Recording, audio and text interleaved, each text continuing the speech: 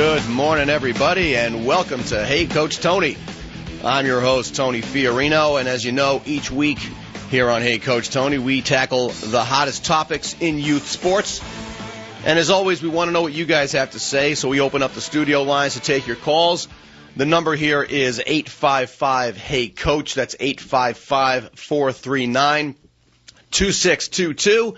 And, just when you think you can plan a nice, simple, calm show, another kid toucher potentially comes out of the woodwork, and I'm hoping we don't even have to discuss that today, but I don't want you folks to think that I live in a cave. This whole situation around Syracuse and Fine and Boeheim, I think there's going to be a lot more information that comes out. We may tackle that second part of the show, but I got to tell you, there's a topic that I like to touch on every once in a while. It never seems to go away. But you know what? Up until recently, and I mean just a few years ago, this topic was relatively unheard of, but now it's becoming a major part, a major issue facing every parent and every coach in youth sports. And I'm talking, of course, about the use of personal trainers.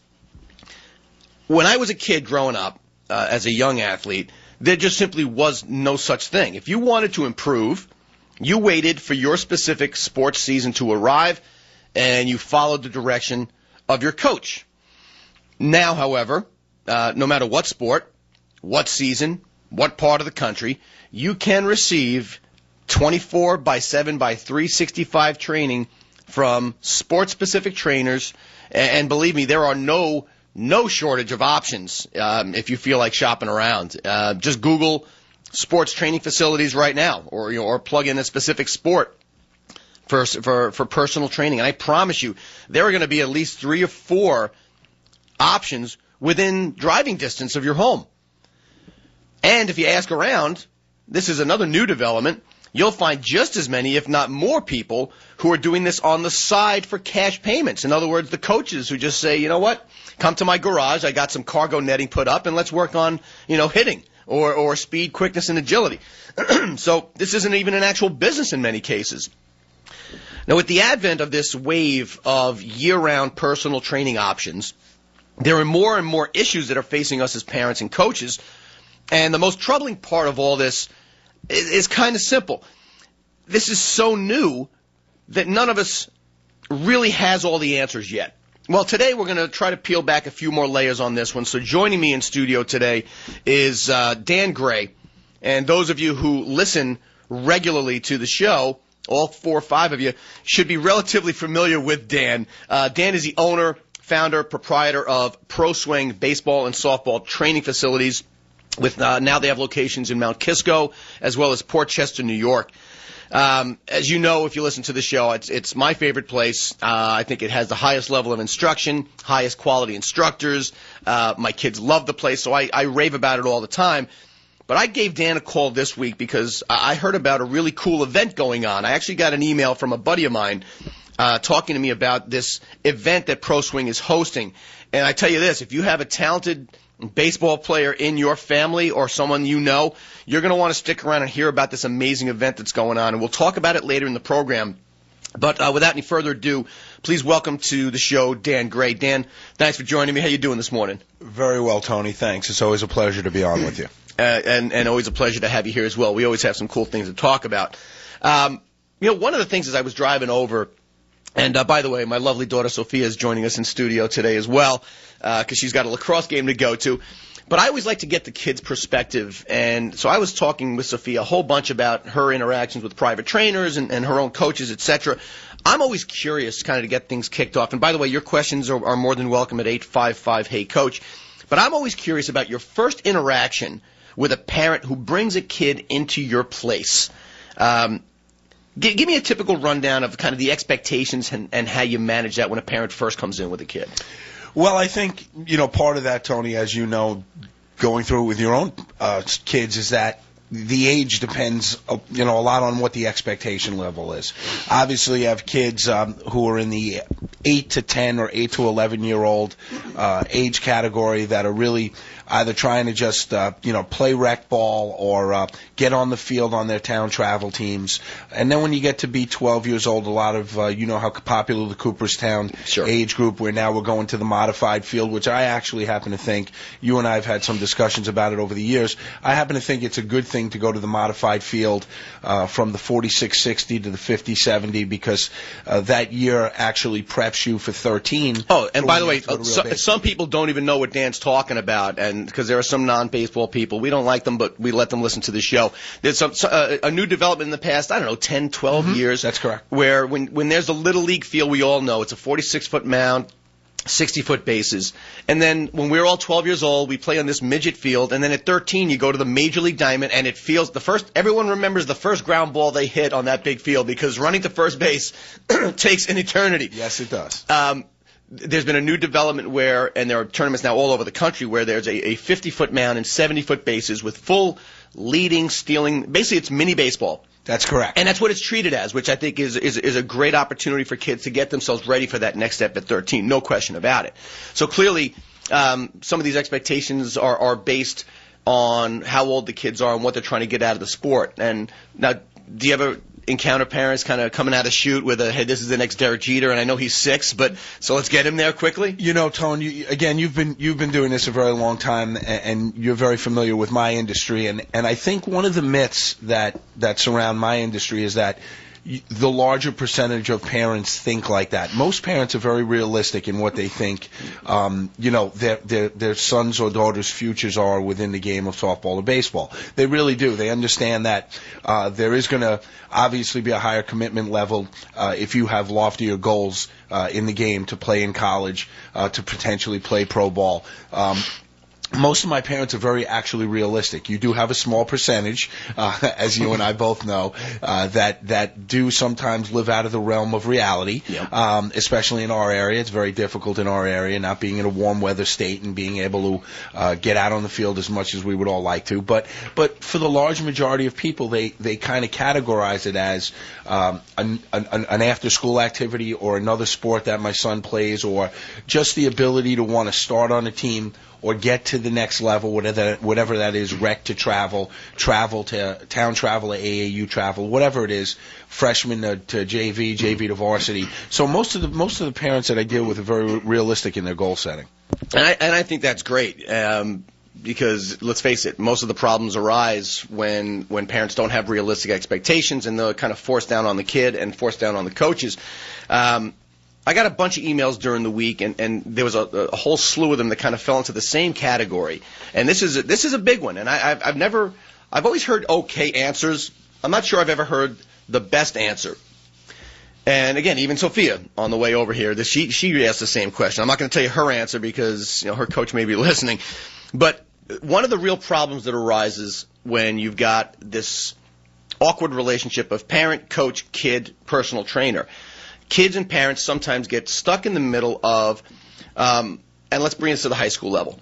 My high school coach is telling me to do X, Y, Z. My personal trainer is telling me to do A, B, C. What do you do? Well, again, that's a great question, and I think everybody in my industry, somewhere, through their journeys with a player, is going to have to face that issue. I think there's a couple of points that would need to be made on that subject. You and I both know we're about the same age. We've known each other a long time. Especially in our area, the value placed on high school baseball experience in order to try to go to the next level has really been minimized over the years. Absolutely. When you and I were growing up, you got your referrals to the college coaches, or the word of mouth, or the recommendations came strictly from your high school coach. Yeah.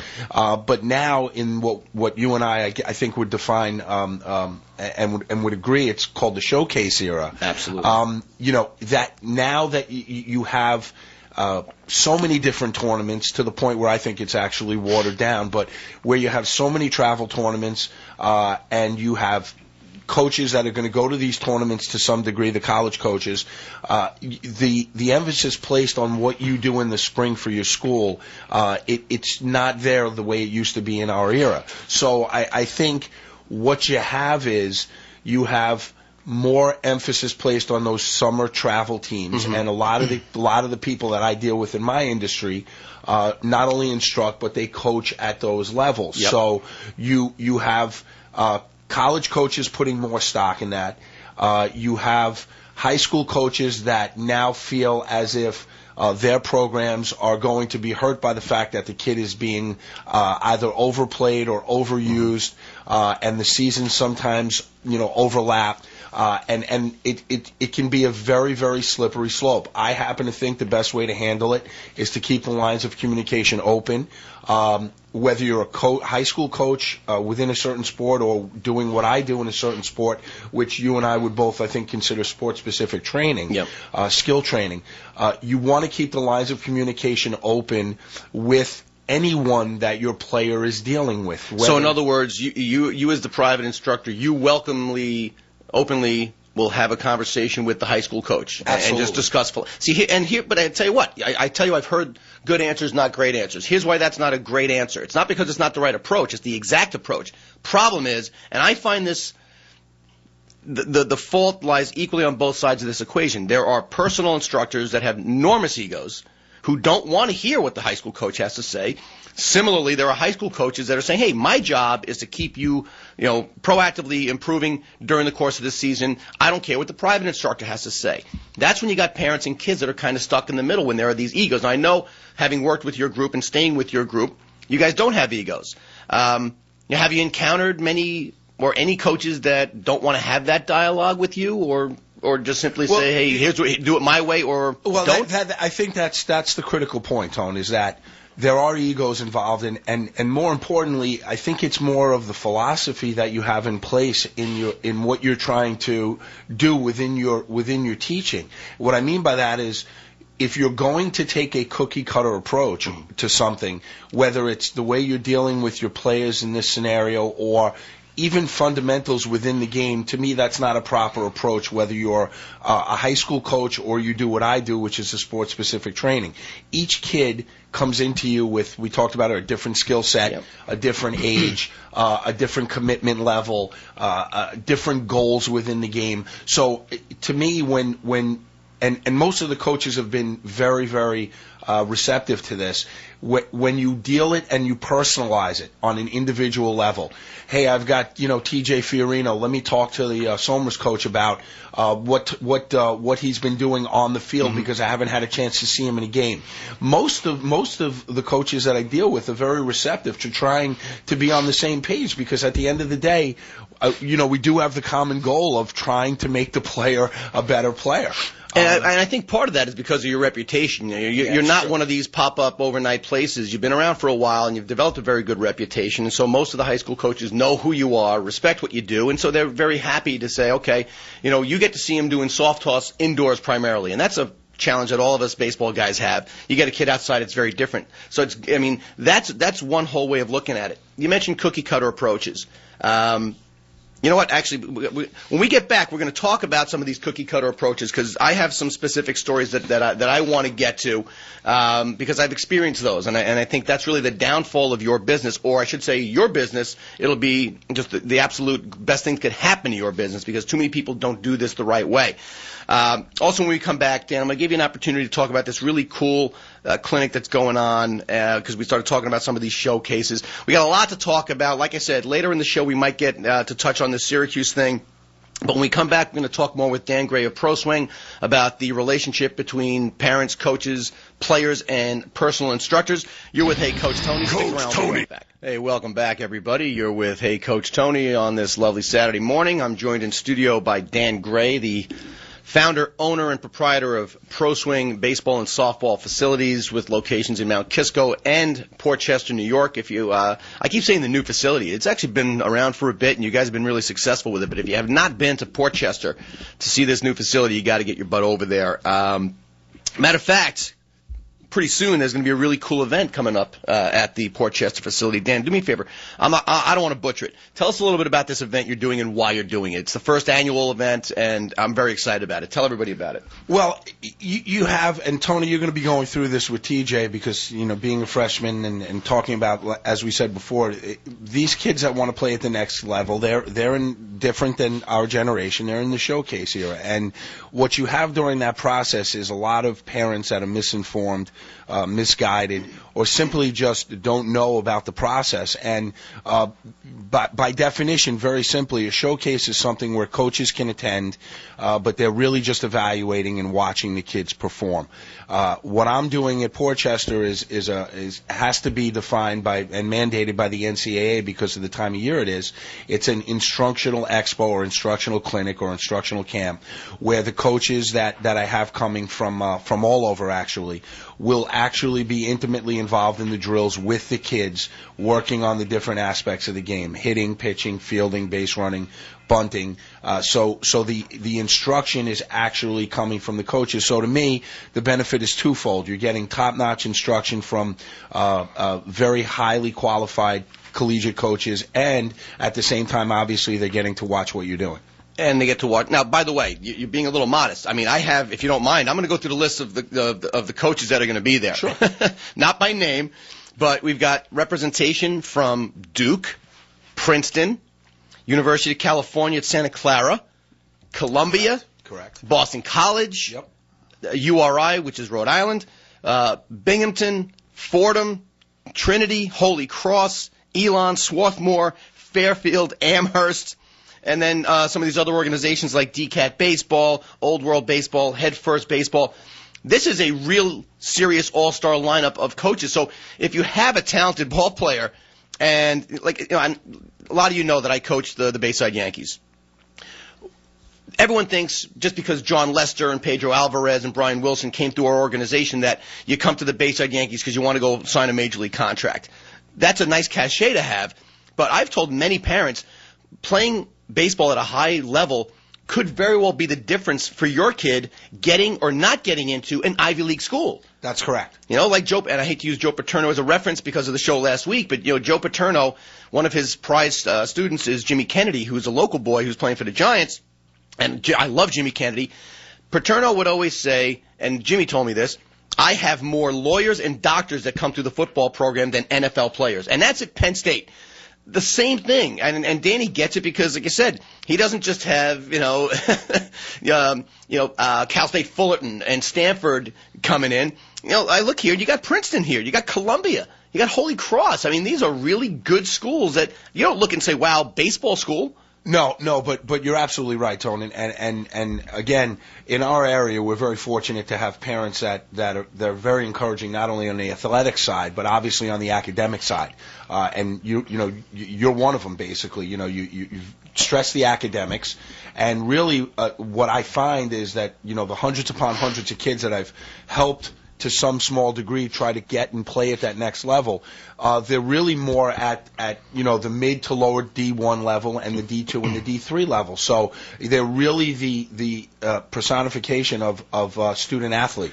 So a lot of these schools that we try to run the gamut of Division I to Division III. Again, we have the Amherst and the Swarthmore. Yeah, I was going to say Amherst and Swarthmore. Those are two of the top Division III programs anywhere in the Northeast. I mean, those are great programs. Absolutely, and just to try to feed to your point, I do have a kid that just committed the other day from Westchester, from Greeley High School in Chappaqua, who's going to Princeton and catching for Scott Bradley down there. And the great thing is that we all know now. Again, where I am, all my high schools are rated pretty high academically, but this kid would not have gotten into Princeton without baseball. So that's really what we're trying to do. We're trying to use baseball as a vehicle to help these kids get into good schools. And I don't mind you using that term because I say it all the time. I tell parents, exploit baseball because it's going to be gone before you know it. Absolutely. Regardless of who you are, the Derek Jeters of the world are so few and far between. Absolutely. If you do the math, your head will spin. Yep. And actually, if you really do the math,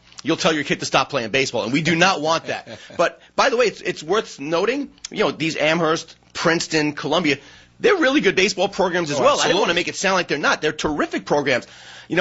I tell the parents who come to me, who some of them still do question. Some of them still do believe college is nothing more than 4 more years of baseball training so my kid can go play in the pros. All I tell them is there anything wrong with your kid being the smartest Major League Baseball player that exists? Wouldn't that be a nice problem to have? Sure. And so, like, for you parents that are listening, like I said, Dan and I are on the same page with this, which is why I'm such a big fan of ProSwing. But I will remind you, go to ProSwingBaseball.com. This event is taking place during not this upcoming, I'll use the dates, December 3rd and 4th. Correct. At the Portchester facility. Dan, what's the phone number at the facility in Portchester? The number's 914-937-6700. Write that number down. We're going to put it up on the website, on the Facebook page at Hey Coach Tony on ESPN Radio, so we can give you a little heads up on that. Thank you, Dan. And by the way, this is a great event, and it's not really a showcase. This is really something cool, and I like it. Before the break, you started talking to me about we were discussing the right and wrong ways to conduct yourselves as a personal trainer. You mentioned a cookie-cutter approach, and that I'm glad you said it because I almost forgot it. And I don't mind saying it. Now, you're going to blush because, and I did this with you once before, and I don't know if I should say the name of the place or not, but it rhymes with Mosing Dopes. And they have a couple of facilities in in the greater Danbury area. When I first embarked upon and made a decision that I wanted to get serious about training kids, I evaluated a couple of places. And this one particular place, and there are several that follow the same suit, when they evaluate their trainers, they don't. They basically sit you in a room and they show you a videotape of how we want you to train kids on swinging, on throwing, on whatever it is. And basically, what that means is regardless of your talent level, desire level, age, physical ability, whatever, you're being taught the same way. And I got to tell you, I think I am a baseball bigot. I think baseball is one of the most unique games that has ever existed. Watch any Major League Baseball game and tell me the various batting stances that you see. Sure. Which one of them is right? Some people mechanically will look at a guy like Pujols right. and say, wow, look at all the things that are mechanically wrong with his swing. Right. Great. Do you want to go change that? I don't want to go change that.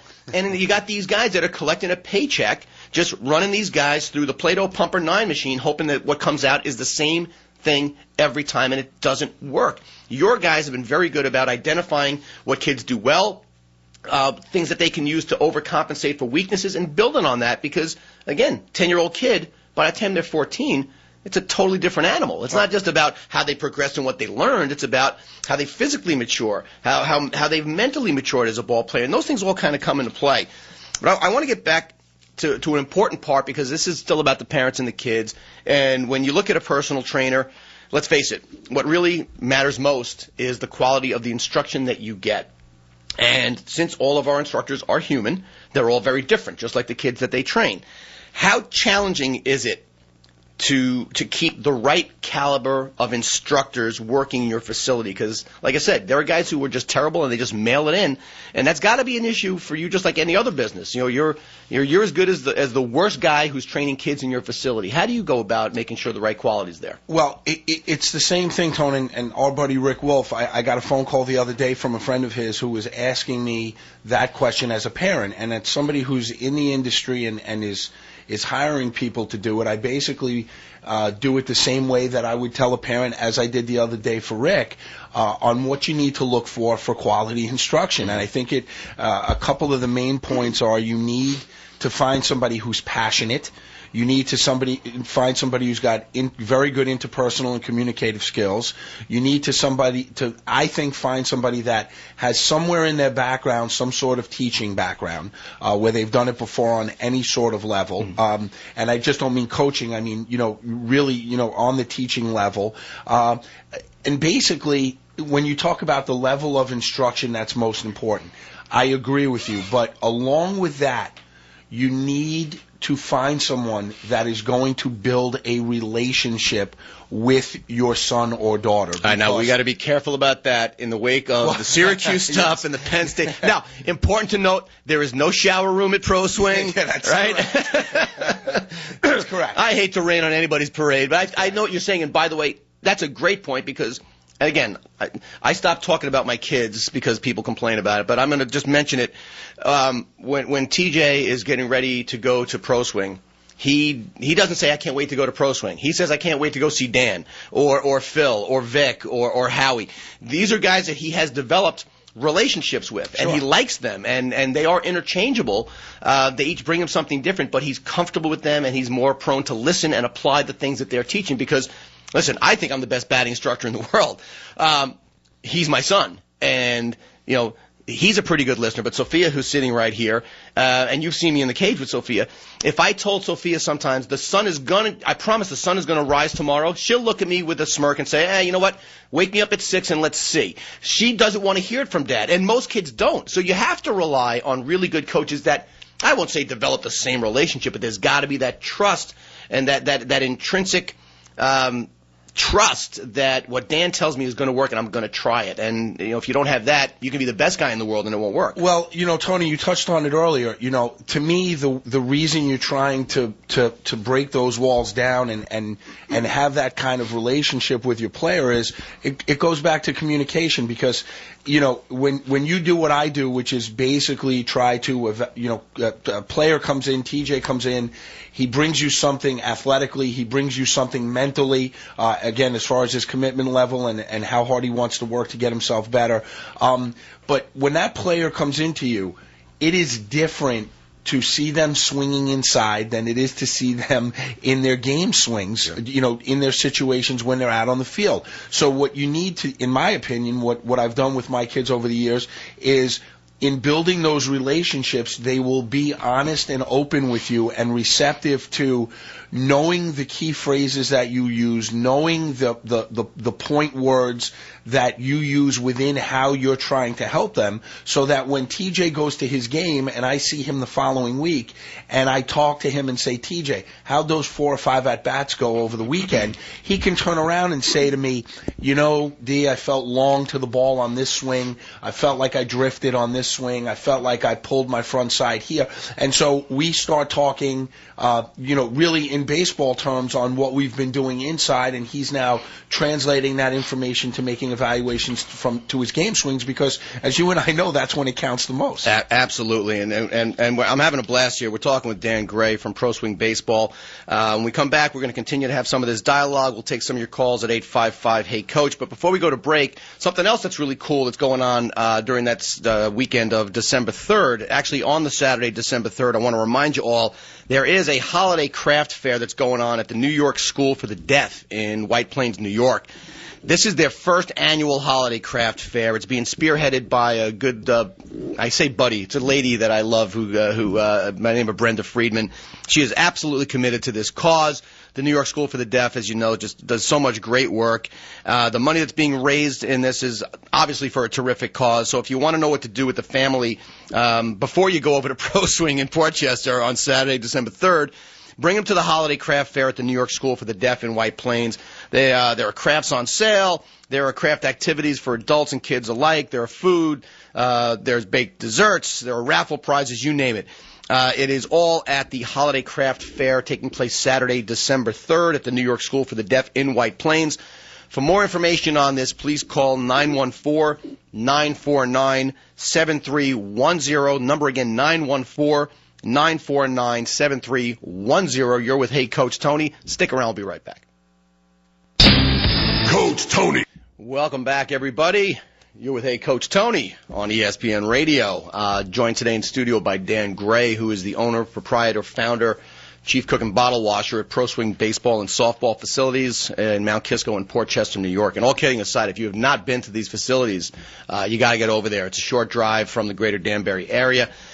You know, before we get back to what Dan and I are talking about, I do want to reiterate one more time. The weekend of December 3rd and 4th, Dan and his staff are putting on this amazing event, and I'm not going to call it a showcase because there are, like I said, issues around the time of year that it's being done. But if you missed this the first time around, Dan has got a training event going on for talented older high school kids, but in attendance are going to be coaches from just the best academic and athletic programs you could imagine: Duke, Princeton, UC Santa Clara, Columbia, BC, URI, Binghamton, Fordham, Holy Cross, Fairfield, Amherst. I mean, this is going to be the winter baseball event of the year as far as I'm concerned. And I think the legwork that Dan has put into, I guess, assembling this lineup of really, really cool coaches and instructors.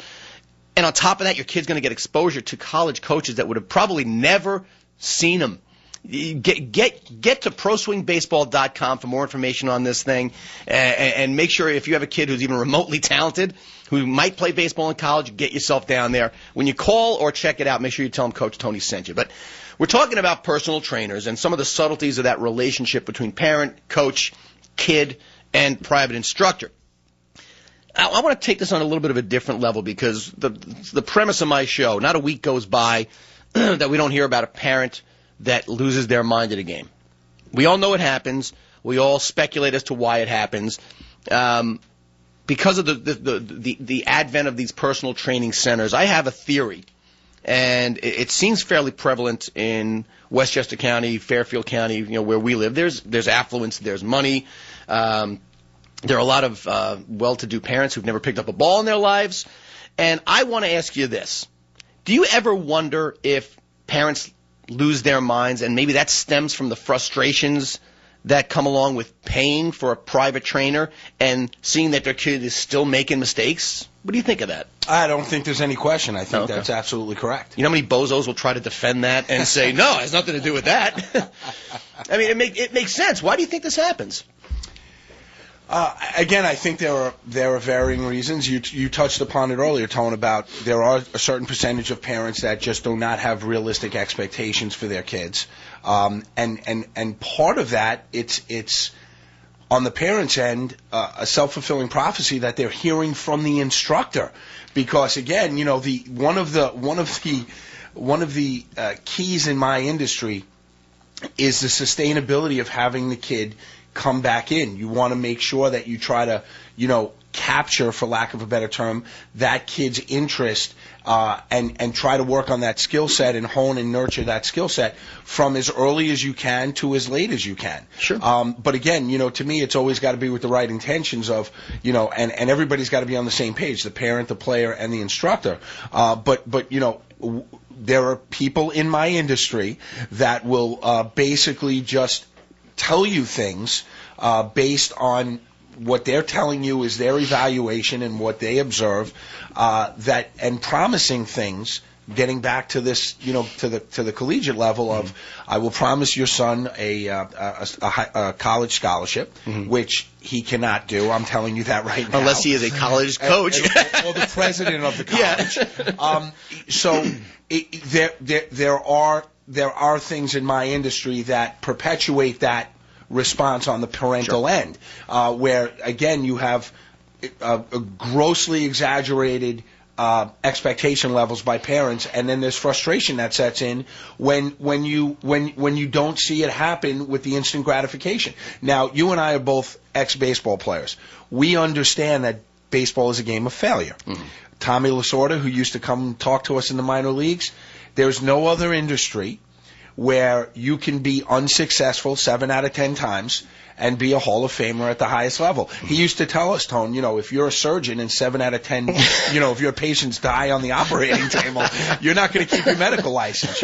If you're an architect and you build bridges and 7 out of 10 of them collapse, you're not going to be building too many bridges. But you can strike out 7 times, hit one ball hard, get a Texas leaguer, bunt for a hit, and you're 3 for 10, and you're doing pretty well for yourself in baseball. So, some parents don't understand the nature of what a mindset has to be for a baseball player. I like to tell my kids to try to be as even-keeled as possible on the mental side. Don't get too high on the highs and don't get too low on the lows, because it's a marathon, not a sprint, as you know. Absolutely, and I think one of the things Dan was alluding to, and my style is to come out and say it. There are instructors who will say, "Wow, your kid is awesome, and if that kid sticks with me, that kid's going to be a D2 scholarship player, if not a D1 partial scholarship player." And so, as idiot parents who are dying, now Sophia's here, so I don't want to. Sophia, cover your ears for a second, sweetheart. This is like the stripper telling you she loves you. Right. So a certain amount of bozos buy that, right. And they come and they talk about a longevity, repeat customer business. Yeah, absolutely. They want you to come back for happy hour every Thursday at 5. I can't make any more jokes because my daughter is here. But Absolutely. The point is, they're good at telling you what you want to hear, and the idiots are the ones who buy it. You know, it goes back to even coaching young kids. I always said I would never coach, and look at me now. I'm traveling around the country coaching young kids, and it's because I always thought I was going to be that over-the-top idiot. When I realized, and my wife will argue I am an idiot, but the point is, my experiences show me that when I talk to a parent, I can tell them, is your kid good? Yeah. Do you know how many? That's step one of step 365 Right. that have to happen for your kid to get a scholarship to a good baseball school. Will we get them the exposure? Yes, that I can promise you. Is he going to get a scholarship? Who knows? Right.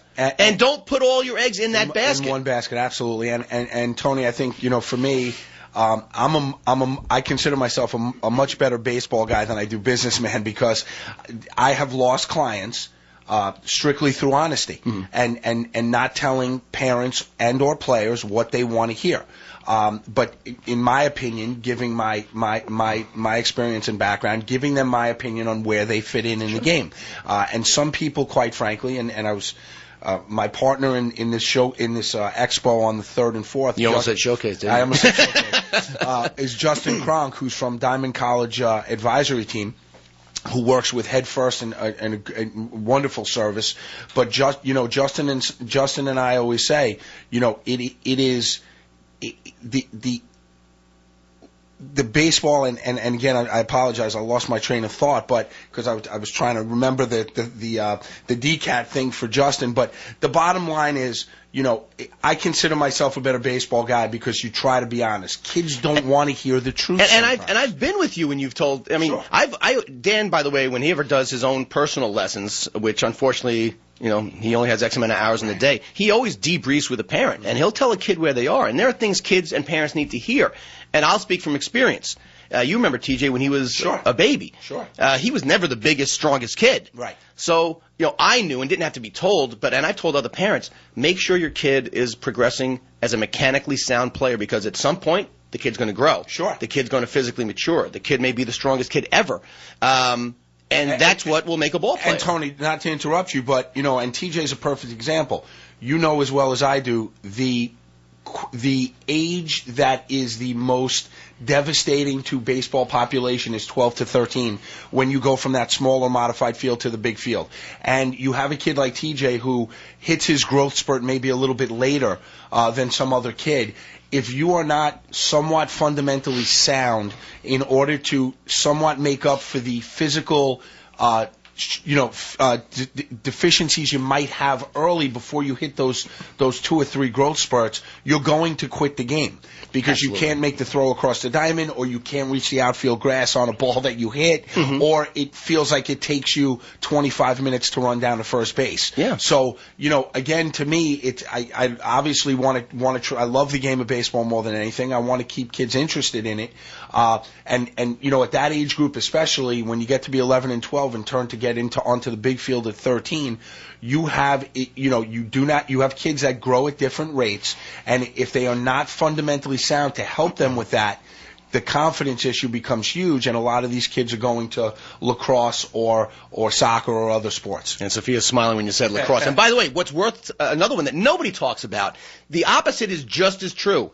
And there are kids I've seen in your facility that are man children at age 8, 9 years old, and because they can hit the ball so far, people can skate and not teach them the right mechanics. And what happens to those kids when they're 14? Everyone else catches up. Everyone catches up to them. And passes them. Exactly. All right, listen, we got to go to a quick break here, and I'm having a ball. We are going to do the last segment talking about Syracuse and Boeheim.